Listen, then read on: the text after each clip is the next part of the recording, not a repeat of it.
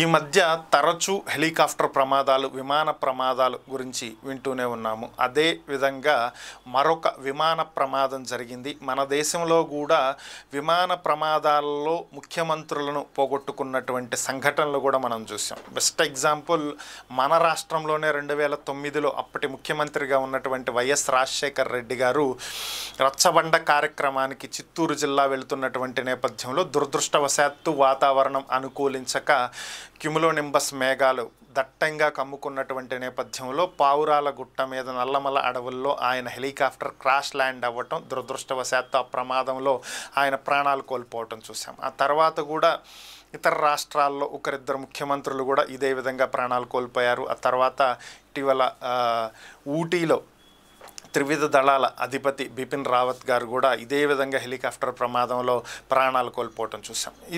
ఇది ఎందుకు మాట్లాడుకోవాల్సి వస్తుంది అంటే, ఇరాన్ దేశ అధ్యక్షుడు ఇబ్రహీం రైసీ నిన్న తన ప్రాణాలు కోల్పోవటం జరిగింది. ఆదివారం ఆయన ఒక డ్యామ్ ప్రారంభించడానికి వెళ్ళినటువంటి నేపథ్యంలో తిరిగి వస్తూ ఉండగా వాతావరణం అనుకూలించక భారీ వర్షము, ఉరుములు, మెరుపులు, దట్టమైన మేఘాలు కమ్ముకున్నటువంటి నేపథ్యంలో హెలికాప్టర్ అడవులలో క్రాష్ ల్యాండింగ్ అయినట్లుగా అధికారులు గుర్తించారు.